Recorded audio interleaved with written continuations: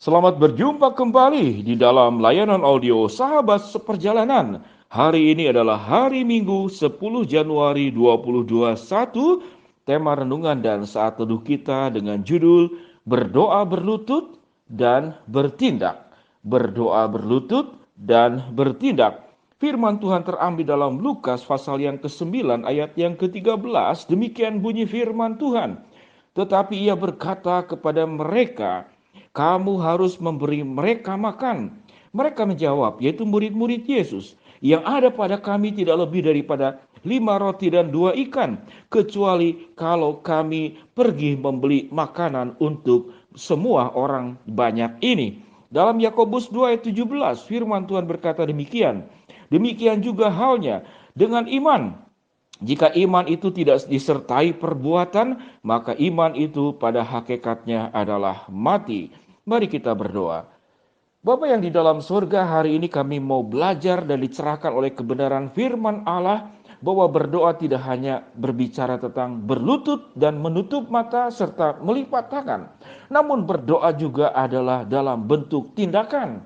Sehingga dua bagian tindakan dan doa adalah tidak terpisahkan dan menjadi bagian daripada orang percaya yang harus melakukan kedua-duanya. Di dalam nama Tuhan Yesus kami berdoa. Amin. Sahabat seperjalanan yang dikasihi Tuhan, ada dua ekstrim orang di dalam dunia ini, khususnya orang-orang yang percaya.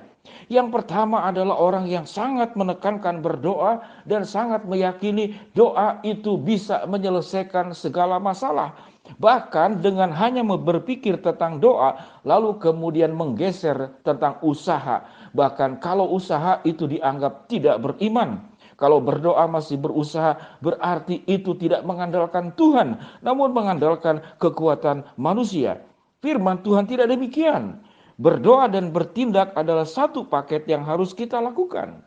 Nah, kalau orang yang hanya melakukan bertindak dianggap tidak mempercayai Allah, bentuk arogan dan tidak bersandar kepada Tuhan. Sahabat seperjalanan yang dikasihi Tuhan, mari kita belajar dari kehidupan ini. Kalau Anda ingin pandai, apakah cukup dengan berdoa? Tidak. Anak-anak kita akan kita masukkan ke sekolah sampai mencapai ilmu yang tinggi. Kepandaian itu tidak tiba-tiba terjadi sekalipun Anda sudah berdoa. Kalau Anda ingin kaya, apa cukup dengan berdoa? Tidak. Allah menganjurkan Anda orang etrabola, berdoa dan bekerja. Anda harus berusaha. Anda harus berjuang. Kalau Anda ingin bijaksana, apakah cukup dengan berdoa? Tentu bisa Tuhan berikan hikmat. Namun Tuhan juga akan menolong kita bagaimana belajar dari orang-orang bijaksana, belajar bagaimana dalam pelajaran psikologi, pelajaran etika, pelajaran bermasyarakat, dan pelajaran tentang kemanusiaan, antropologi, sosiologi. Kalau Anda ingin sehat, apakah cukup dengan berdoa? Tidak. Sahabat seperjalanan yang dikasihi Tuhan, adakah kemudian ada sebuah kebaktian kesembuhan ilahi, yaitu khusus menurunkan berat badan? Setelah Anda didoakan, lalu setelah berdoa turun berat badan Anda, ditimbang sebelumnya berat badan Anda 70 kilo, setelah didoakan 60 kilo. Ada yang demikian? Tidak. Bagi saya ini tentu sebuah contoh yang ekstrim. Saya berjuang bagaimana untuk menurunkan, yaitu body fat. Bukan menurunkan berat badan. Kalau menurunkan berat badan, Anda bisa kehilangan lemak Anda juga bisa kehilangan otot. Namun kalau body fat itu Anda menghilangkan yang namanya itu lemak di dalam tubuh. Lemak di dalam tubuh.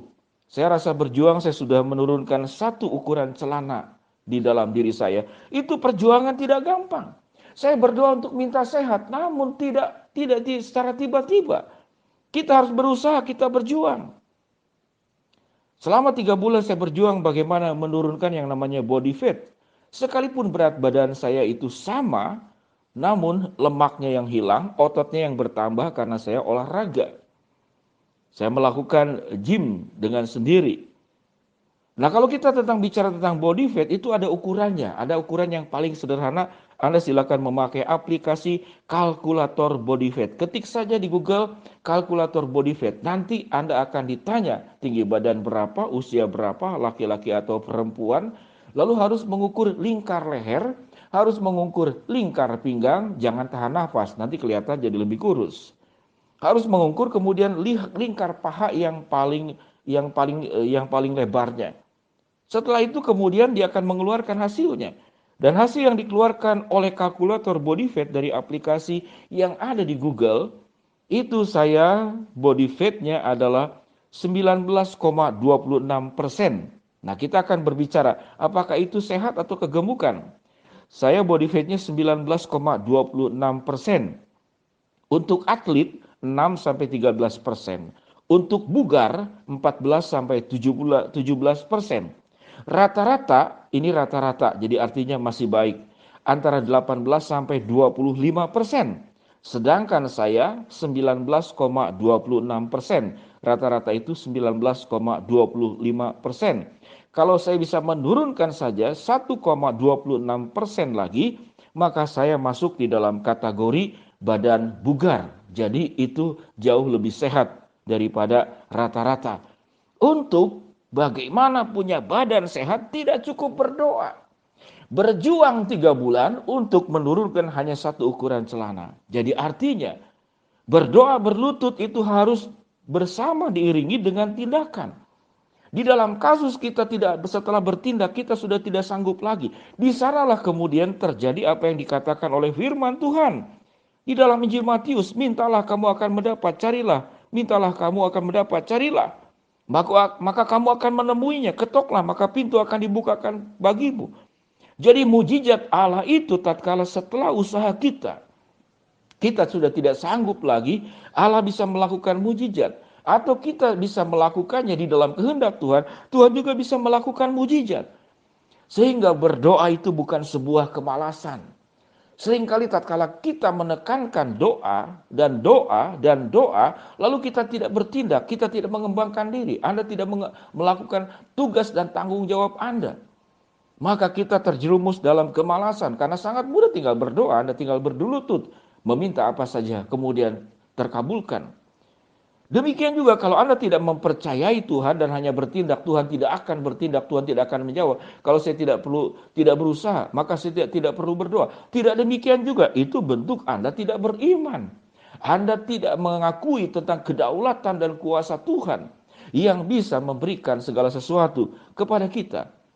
Sahabat seperjalanan dikasih Tuhan di dalam kondisi pandemik yang sulit ini, silakan Anda berdoa dengan tekun, namun juga lakukan usahamu dengan sebaik-baiknya.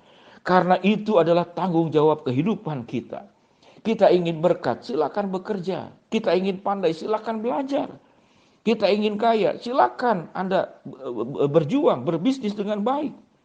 Anda ingin dapatkan jodoh, jangan diam saja, bergaul dengan lebih banyak lagi lawan jenis yang baik, bergaul dengan yang baik.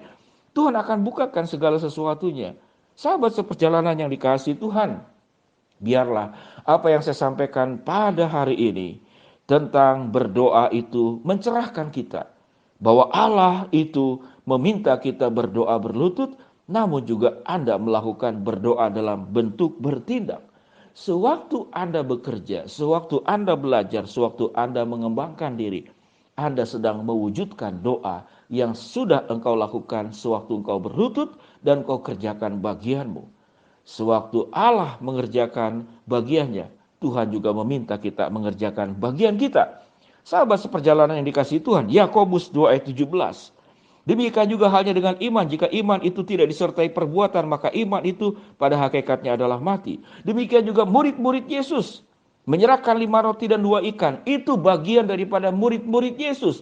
Dia cuma sanggup menyediakan 5 roti dan 2 ikan. Namun setelah itu Allah memberkati, memberikan makan 5.000 orang laki-laki belum termasuk wanita. Dan anak-anak dan sisanya itu 12 bakul.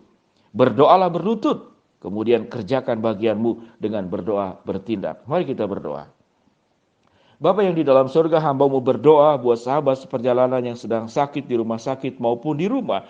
Tuhan jamah, Tuhan sembuhkan. Buat sahabat seperjalanan yang sedang mengalami kendala, kesulitan, problem dan masalah dalam kehidupan, Tuhan bukakan jalan. Buat sahabat seperjalanan yang sedang memohon berharap sesuatu, biarlah kami mengerjakan bagian kami. Setelah kami berdoa berlutut, kami juga bertindak. Kemudian Allah melakukan mujizat-mujizat dan kuasanya dinyatakan di dalam kehidupan kita untuk menolong kita secara sempurna. Di dalam nama Tuhan Yesus kami berdoa. Amin. Shalom sahabat seperjalanan, selamat beribadah bagi yang sudah beribadah. Selamat, kemudian yang belum beribadah silakan Anda mengikuti ibadah di gereja masing-masing. Ada yang ibadah pagi dan juga ada yang ibadah sore.